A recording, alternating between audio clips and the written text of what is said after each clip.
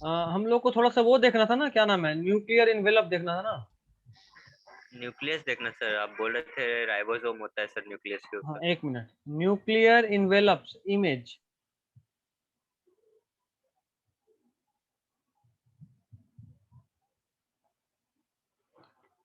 ध्यान से अगर तुम देख पा रहे हो इस इमेज को, ध्यान से देखो, सबको क्लियर दिख रहा है ये इमेज? अभी नहीं आया है, अब आएगा। अभी दिखा सबको ये image clear?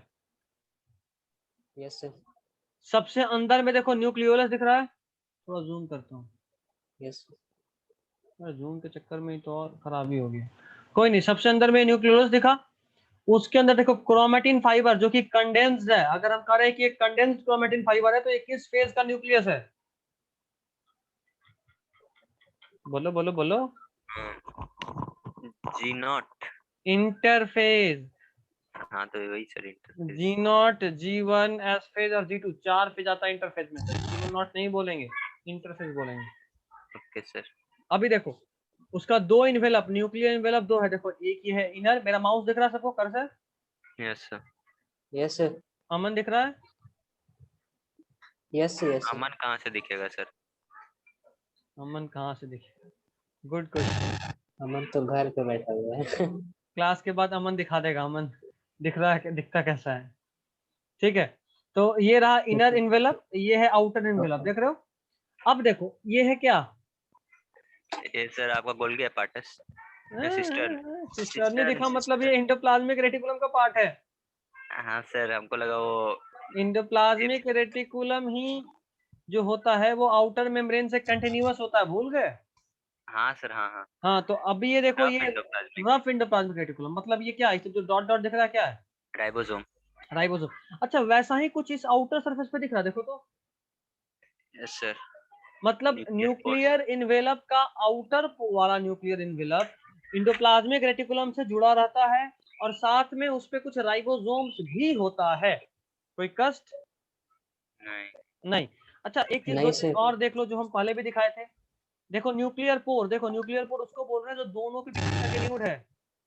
Yes. Nuclear pore उसको बोल रहे हैं जो दोनों के बीच में कंटिन्यूड है। ये गैप्स है, ये पाथवे है जहां से न्यूक्लियस के अंदर से इंफॉर्मेशन साइटोप्लाज्म में आएगा। अभी तक कोई दिक्कत नो सर। नहीं नहीं? सर। तो चलो आगे छप, नेक्स्ट पॉइंट लिखो। द न्यूक्लियर मैट्रिक्स और the nucleoplasm,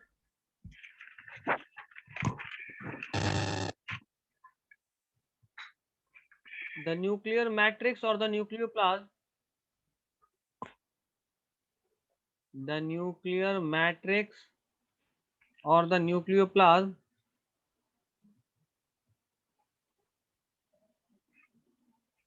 the nuclear matrix or the nucleoplasm contains nucleolus and chromatin, contains nucleolus and chromatin। तो जो न्यूक्लियर मैट्रिक्स है, जो न्यूक्लियर मैट्रिक्स है, या जिसको हम न्यूक्लियोप्लाज्म बोल रहे हैं। अच्छा, न्यूक्लियोप्लाज्म क्या है भाई? चलो ये भी देख ही लेते हैं, समझ में आ जाएगा। मेम्ब्रेन। न्यूक्लियोप्लाज्म इमेज, बड़ा भद्दा सा इमेज है सर एनसीईआरटी में। कोई बात नहीं, वो एक्चुअली जो दिखता है ना आपको किसी भी माइक्रोस्कोप से, वो इमेज दिखाया है। क्या खोल रहे थे और क्या खुल गया, इसमें कहाँ है? वाओ। अबाउट हेल्थ हमको नहीं जाना है भाई। हाँ, फिर अब खुला तो बात जान मार देंगे। यहाँ लिंक के गलत डाल दिया लगता है, कोई नहीं, चलो इसी को देखो। ध्यान से देखो, ये न्यूक्लियस दिख रहा है सबको? न्यूक्लियस के अंदर क्रोमेटिन दिख रहा है, और क्रोमेटिन ये जिसमें कंटेंट है, ये पूरा एरिया उसको क्या बोलते हैं? वो पर्पल वाला। ये पूरा एरिया, ये पूरा एरिया अच्छा। उसको क्या बोल रहे हैं? जैसे सेल के अंदर, अगर मान लो ये पूरा एक सेल होता तो इसको साइटोप्लाज्म बोलते हैं ना। हम्म। उसी तरह न्यूक्लियस के अंदर का जो साइटोप्लाज्म होता है उसको क्या बोलते हैं? न्यूक्लियोप्लाज्म। न्यूक्लियोप्लाज्म। और न्यूक्लियोप्लाज्म में दो चीज है, न्यूक्लियोप्लाज्म में दो चीज है, पहला न्यूक्लियोलस और दूसरा क्रोमेटिन। देखो क्रोमेटिन दिख रहा है न्यूक्लियोप्लाज्म के अंदर, और न्यूक्लियोप्लाज्म के अंदर ही तुमको दिख रहा है न्यूक्लियोलस, देख रहे हो? Yes sir. हाँ तो चलो अब लिखते हैं द एक न्यूक्लियर। मैट्रिक्स करके बताए थे सर, वो कहाँ? अभी देखो स्क्रीन पे तुम्हारे सामने दिख रहा है। अभी भी डाउट है न्यूक्लियर मैट्रिक्स क्या होता है? और न्यूक्लियोप्लाज्म और है, मतलब एक ही जैसा है। न्यूक्लियोप्लाज्म को ही न्यूक्लियर मैट्रिक्स बोलते हैं। Yes sir, yes. ओ ठीक है, तो उसके अंदर दो चीज, एक न्यूक्लियोलस और दूसरा क्रोमेटिन। समझ रहे हो न्यूक्लियोलस क्या और क्रोमेटिन क्या? Yes sir. चलो next point. During different stages of cell division, during different stages of cell division,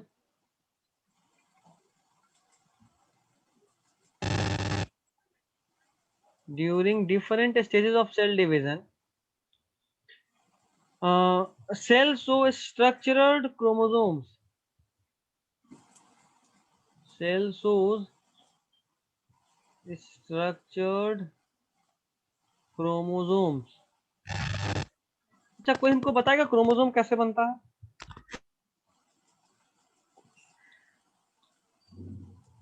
बोलो। डीएनए से। डीएनए से, हाँ। हम आपको बताए भी थे, जो भी लोग क्रैश कोर्स में थे। ये अगर हमारा डीएनए है, तो ये डीएनए जब एक दूसरे के ऊपर क्वाइलिंग होता है ऐसे, ये यहाँ से मान लो ऐसा एक कोई प्रोटीन रखो और इसको फोल्ड करके यहाँ रख दो, तो कुछ ऐसा बनेगा। देखो तो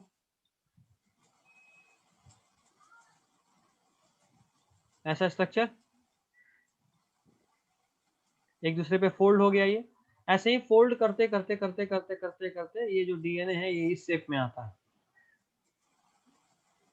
इस शेप को क्या बोलते हैं? एक्स शेप में इसको क्रोमोसोम बोलते हैं। Chromosome. Chromosome.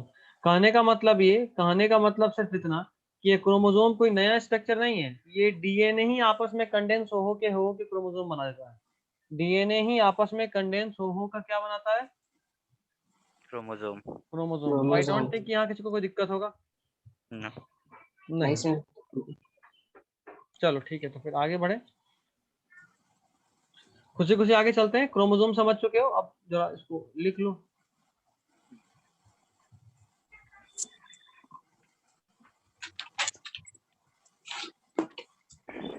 Different stages of cell division, during different stages of cell division cell shows structured chromosome, मतलब क्रोमोसोम का स्ट्रक्चर बनता है। और यहाँ पे एक बात और साफ हो गया कि हमेशा नहीं दिख रहा होता। Chromosome is not always visible, याद रखिएगा। क्रोमोसोम सिर्फ एम फेज में बहुत छोटे समय के लिए दिखता है। अभी बताए सेल साइकिल का दो फेज, इंटरफेज और M phase. Interphase again 4 phase में डिवाइडेड है, G0, G1, S और G2।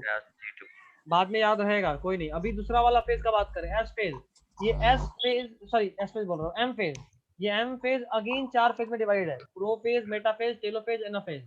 Prophase, metaphase, telophase, anaphase. इनमें से जो मेटाफेज होता है ना, उस मेटाफेज में सबसे अच्छे से क्रोमोसोम दिखता है। तो ये डिटेल में जानेंगे जब वहां आएंगे। अभी सिर्फ इतना जानो कि क्रोमोसोम का जो स्ट्रक्चर्ड इमेज होता है ये हमेशा नहीं दिखता किसी सेल के अंदर। कब दिखता है? सिर्फ एस फेज में। कब? सॉरी, सिर्फ एम फेज में। ठीक है, सर कोई दिक्कत एनसीईआरटी में नहीं। सर डिटेल में दिया हुआ है सर क्रोमोसोम का। वो डिटेल अभी फिर आएंगे, अभी वो क्रोमोसोम अभी वहां नहीं पहुंचे। अभी हम न्यूक्लियस का हाफ नहीं है, समझो अभी वहां पहुंचे ही नहीं जहां का तुम बात कर रहे हो। तो during different stages cell division cell shows structured chromosome. अच्छा, अभी हम जरा बात करें क्रोमेटिन का। अभी क्रोमेटिन फाइबर का बात आ रहा था ना, तो Yes, sir. क्रोमेटिन क्या होता है? तो लिखो, क्रोमेटिन कंटेन्स आरएनए। क्रोमेटिन होता कहाँ था? क्रोमेटिन सर आपका न्यूक्लियस के अंदर। हाँ, न्यूक्लियस इन द न्यूक्लियोप्लाज्म में। तो क्रोमेटिन में न्यूक्लियोप्लाज्म। क्या होता है? तो क्रोमेटिन में होता है आरएनए। एक सेकेंड, क्रोमेटिन कंटेन आरएनए नहीं, हमारे में तो डीएनए होगा ना, हम अपने लिए बात करते हैं। Contains DNA, some histone protein. ये कैसा प्रोटीन होता है, कोई बता सकता है? नॉन हिस्टोन और हिस्टोन। हाँ, histone protein and non histone protein और basic RNA protein. And non histone protein and RNA. ये जो हिस्टोन प्रोटीन या नॉन हिस्टोन प्रोटीन होता है, दोनों का नेचर क्या होता है? Basic basic. ठीक है, अब जरा सा हिस्टोन प्रोटीन को समझाते हैं। देखो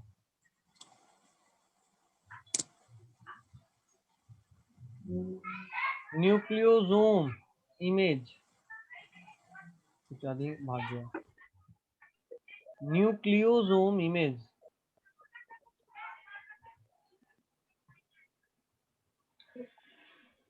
ये इमेज सबको दिख रहा है? अभी तक नहीं। आया ही नहीं, दिखेगा कैसे? 2 मिनट रुक जा। ये इमेज दिखा अभी सबको? Yes sir. इस इमेज में देखो, ये जो तुमको दिख रहा है रेड वाला, ये क्या है? डीएनए। डीएनए। डीएनए। और इस डीएनए के अंदर देखो इतना सारा ये सब प्रोटीन है। अभी हम तुमको बताए थे कि डीएनए एक दूसरे पे क्वाइल करता है, बताए थे ना? एक दूसरे के ऊपर डेंस होता है और फिर फाइनली जाके क्रोमोसोम में कन्वर्ट होता है। तो ये जो डेंस होने का प्रोसेस है ना, सबसे पहले क्या करते हैं हम लोग कि डीएनए को किसी किसी चीज पे राउंड करते हैं, लपेटते हैं। जैसे धागा कैसे लपेटते हो, ऐसे से लपेटते गए लपेटते गए लपेटते गए लपेटते गए, और लपेटने से क्या होता है कि जो बहुत लंबा सा धागा है बहुत छोटी जगह में अट जाता है। उसी तरह हम लोग क्या करते हैं कि डीएनए को भी लपेटते हैं। तो लपेटने के लिए कोई चीज चाहिए ना, जैसे मान लो हमको अपनी उंगली पे धागा लपेटना है, तो उंगली है या लकड़ी है उस पर ना धागा लपेटेंगे, हवा में तो धागा लपेट नहीं देंगे। समझ रहे हो बात? तो डीएनए को भी लपेटने का जो काम करता है, वो काम कौन करता है? तो देखो ये वाला प्रोटीन करता है। ये सब 8 प्रोटीन होता है, इसको बोलते हैं octamer. 4 of B histone molecule लिखा है ना, इसको बोलते हैं ऑक्टामर। अब देखो एक बार डीएनए को वहां से लपेटे, 1.25 टर्न लिया, एक टर्न और एक चौथाई टर्न, उसको बोलते हैं 1.25 टर्न। उसके बाद क्या करते हैं कि एक और प्रोटीन लेकर आते हैं H1 हिस्टोन, और इस हिस्टोन प्रोटीन दोनों को सील कर देते हैं। अब ये खुल नहीं सकता धागा। समझे बात? कई बार क्या करते हैं कि जब हम लोग मांझा बांधते हैं तो नोटिस किए होगे कि सबसे पहले जैसे लपेटे धागा किसी लकड़ी में, तो उस धागा को बांध देते हैं और उसके बाद लपेटते हैं। ऐसा करते हैं ना? Yes sir. तो ये जो धागा को पहली बार बांधे हैं, समझो कि वही पहली बार बंधाया है। ये धागा वही पहली बार बंधाया है। इससे क्या हुआ कि अब वो सील हो गया। अब ये डीएनए क्या हो गया? अब डीएनए क्या हो गया? सील। डीएनए अब सील हो चुका है। अभी डीएनए बोलते हैं ना, उसको क्या बोलते हैं? अच्छा देखो ये और अच्छा डायग्राम है, तो सब समझा देगा।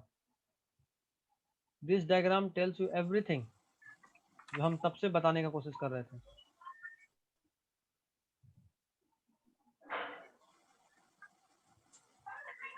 डायग्राम देख पा रहे हो सब लोग? आवाज आ रहा है मेरा? Yes sir. सबको को आ रहा है आवाज मेरा? एक बार हाँ फटाफट बता दे। Yes sir. हाँ ठीक है, देखो ये डीएनए था, ये चीज सबको समझ में आ रहा है? ये डीएनए है, देख रहे हो? देखो डीएनए को ही लपेटे, किस पे लपेटे हैं? वही हिस्टोन प्रोटीन है, देख रहे हो? लपेटने के बाद देखो वैसा ही वैसा बहुत सारा को जोड़े, उसके बाद देखो कैसा कर दिया, स्प्रिंग की तरह कर चुके हैं। देख रहे हो? उस स्प्रिंग को एक दूसरे पे फिर लपेटे तो क्रोमेटिन फाइबर के फॉर्म में आया, जिसका अभी हम लोग बात कर रहे थे। और यही क्रोमेटिन फाइबर एक दूसरे पे और लपेट लपेट के क्या बना? स्वेटर। क्रोमोसोम। क्रोमोसोम। क्रोमोसोम। हम चाहेंगे कि तुम इस इमेज के स्क्रीनशॉट ले लो।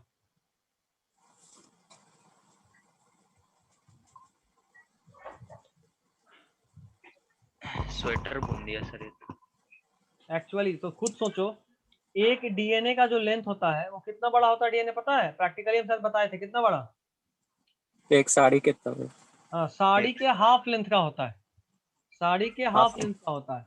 अब सोचो इतने बड़े मॉलिक्यूल को हमको हटाना कितने छोटे से मॉलिक्यूल में है? इतने छोटे मॉलिक्यूल में जो दिखता भी नहीं है ना, एक्चुअली में सेल नहीं दिखता। उस सेल नहीं दिख रहा है, उस सेल के अंदर न्यूक्लियस। सेल नहीं दिख रहा तो सोचो न्यूक्लियस कितना छोटा होगा। उसके अंदर हटाना है कितने बड़े चीज को? तो एक साड़ी के आधा लेंथ बड़ा चीज को, इतना बड़ा उसके चीज अंदर को भी इतने सर छोटे में हटाना है। न्यूक्लियोलस। हाँ, उसके अंदर भी न्यूक्लियोलस में और डिटेल में बात करें तो इसको हटाना इतना सिंपल काम नहीं है। तो वो कैसे हटता है भाई? तो वो हटता है सुपर क्वाइलिंग से, और उसी सुपर क्वाइलिंग से डीएनए न्यूक्लियोसोम में कन्वर्ट होता है। ये जो दिख रहा है ना ये चीज, इसको बोलते हैं न्यूक्लियोसोम। यहाँ से देखो ये न्यूक्लियोसोम बोला, उसके बाद बना क्रोमेटिन फाइबर, फिर बना क्रोमोसोम। और यही प्रोटीन हिस्टोन प्रोटीन है। कई बार इसमें हिस्टोन के अलावा नॉन हिस्टोन प्रोटीन भी यूज होता है, यहाँ नहीं होता, कहीं और होता है। नॉन हिस्टोन प्रोटीन, प्रोटीन का 2 टाइप होता है, हिस्टोन और नॉन हिस्टोन। ठीक है?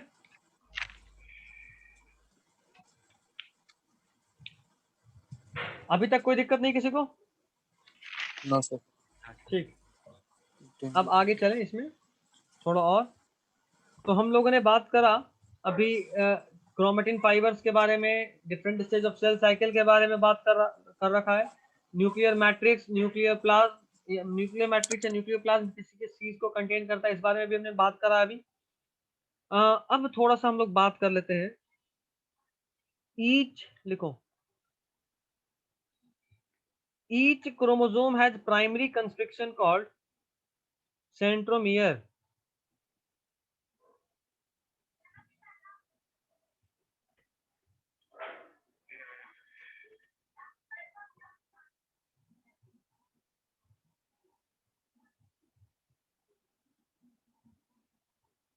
Each chromosome has primary constriction called centromere. इसको लिखो, भी समझाते हैं क्या है।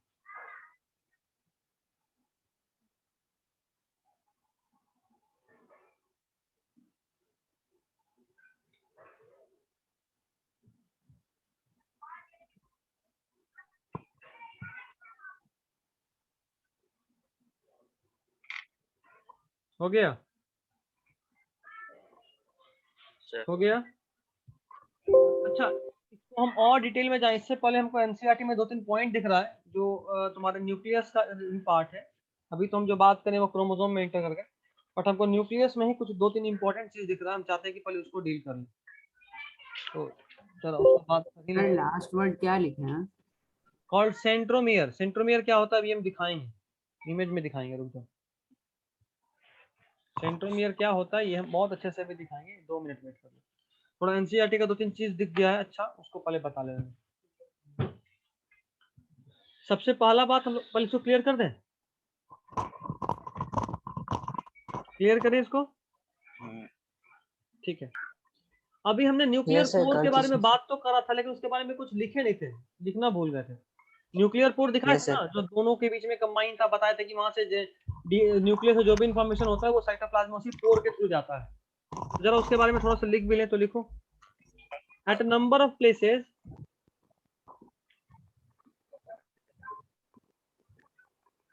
at a number of places the nuclear envelope is interrupted by minute pores.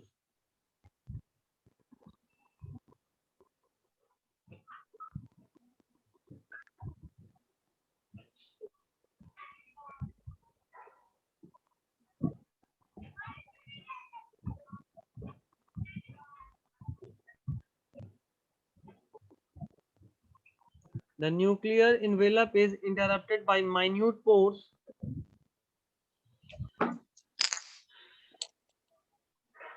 which are formed by the fusion of two membranes,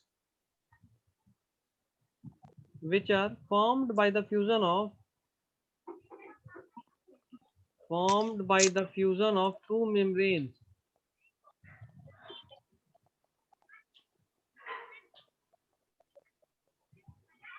Formed by the fusion of two membranes.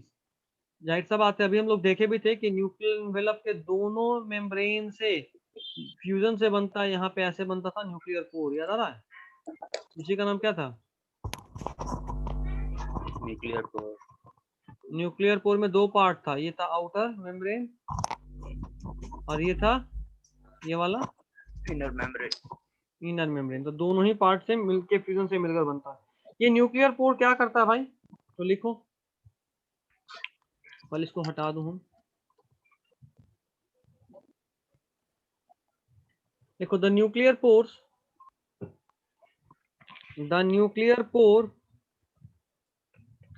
are the passes through which the nuclear pore are the passes through which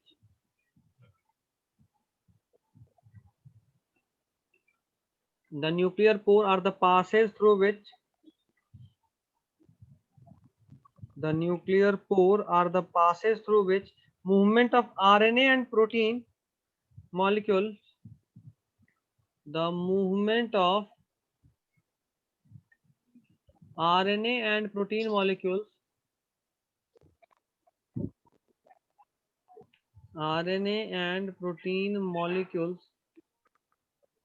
movement of RNA and protein molecules takes place in both direction,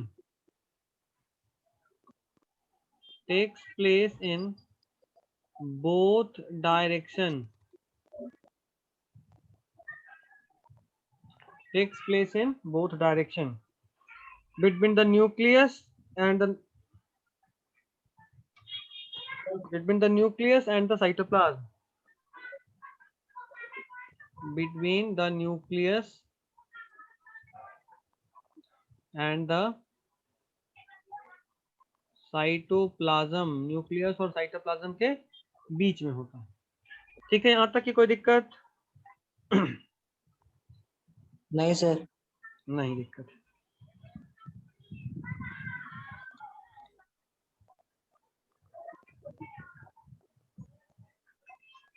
जरा nucleolus के लिए बात करें थोड़ा सा।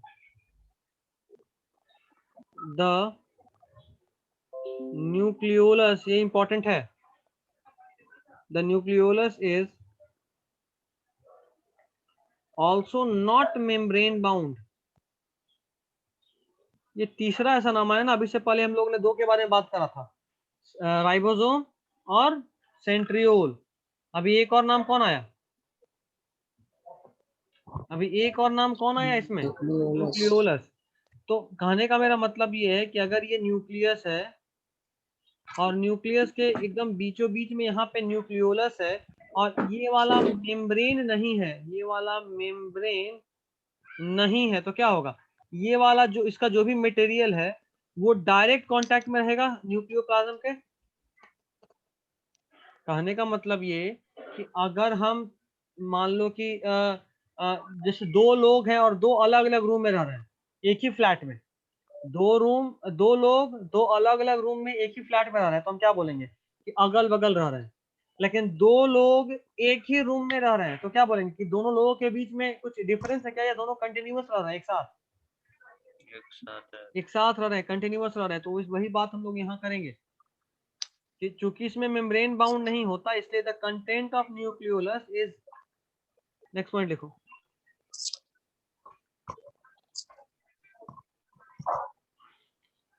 the content of nucleolus is continuous with the rest of nucleoplasm. The contents of nucleolus is continuous with rest of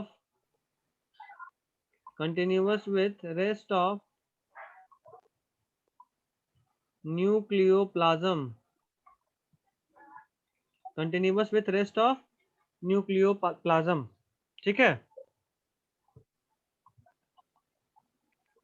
ठीक है, दिक्कत है? नहीं अच्छा, सर। दिक्कत है? नहीं सर। ठीक। अब जरा फंक्शन का बात करें, ये थोड़ा इंपॉर्टेंट हो जाता है। फंक्शन ऑफ न्यूक्लियोलस, आखिर न्यूक्लियोलस में होता है क्या? तो ये न्यूक्लियोलस सर मतलब कि उसी के साथ रहता है सर, न्यूक्लियो कंटिन्यूअस होता है न्यूक्लियोलस। मतलब है। अभी दिखा देते हैं, रुको। न्यूक्लियोलस इमेज,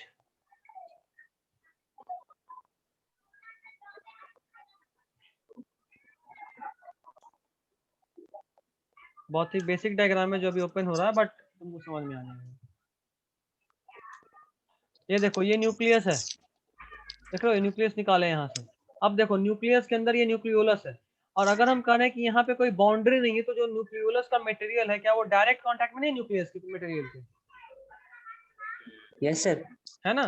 तो इसलिए बोले कि होगा। The contents Yes, of sir. Nucleolus is continuous, मतलब लगातार है, उस दोनों के बीच में कोई गैप या हर्डल या कोई और मेम्ब्रेन नहीं है, इट इज कुछ नहीं कंटिन्यूअस। है। हाँ, कुछ भी नहीं, it is continuous with the content of rest of nucleoplasm. ये जो न्यूक्लियोप्लाज्म है उसके कंटेंट के साथ कंटिन्यूअस है, यही बता रहा था मैं। Yes sir. चलो अब जरा फंक्शन का बात करते हैं। It is active site for, यहाँ से लिखो, it is site for, it is site for, it is site for active ribosomal synthesis, active ribosomal RNA synthesis, active ribosomal RNA synthesis मतलब ये कि जो भी आरएनए बन रहा होता है ना, राइबोसोमल आरएनए, आरएनए को राइबोसोमल आरएनए बोलते हैं, बताए थे तुम लोगों को शायद। तो सब आरएनए कहाँ बनता है? तो इसी न्यूक्लियोलस के अंदर बनता है। ठीक है, आरएनए। हाँ आरएनए, उसी आरएनए को बोलते हैं राइबोसोमल आरएनए। आरएनए का बहुत सारा टाइप होता है, T okay sir. RNA, RNA, इस तरह का बहुत सारा टाइप होता है, सब पढ़ेंगे आगे। आरएनए। ये आरएनए है। आरएनए का फॉर्मेशन कहाँ होता है? न्यूक्लियोलस में। अच्छा, थोड़ी देर पहले हम ये भी बताए कि न्यूक्लियोलस किसी एक सेल में एक भी हो सकता है या एक से अधिक भी हो सकता है, ऐसा बताए थे अभी। Yes sir. एक से यस अधिक सर। होगा तो न्यूक्लियोलस को क्या बोलेंगे? न्यूक्लियोली। क्या बोलेंगे? न्यूक्लियोली। पहले बता चुके हैं। न्यूक्लियोली। वापस लिखो, मोर न्यूमरस न्यूक्लियोली मतलब ज्यादा, more numerous nucleoli are present in cells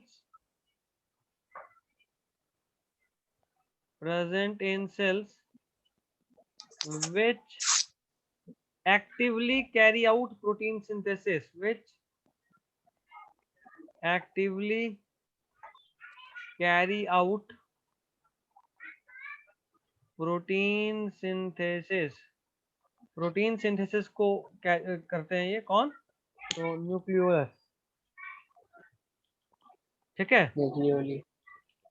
हाँ yes sorry, sir. Nucleoli. Nucleoli simple मेरा मतलब ये है कि जिस सेल में प्रोटीन ज्यादा बनेगा उस सेल के अंदर न्यूक्लियोलस भी अधिक होगा।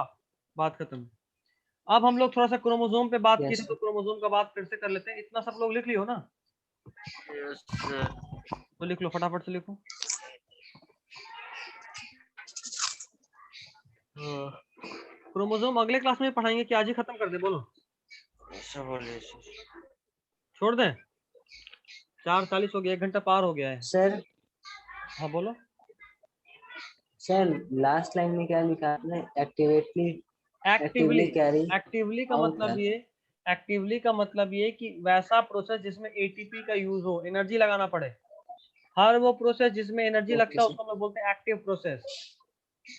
हर वो प्रोसेस जिसमें यस एनर्जी सर। लगता है उसको हम लोग बोलते हैं एक्टिव प्रोसेस, और हर वो प्रोसेस जिसमें एनर्जी नहीं लगता उसको हम लोग बोलते हैं पैसिव प्रोसेस।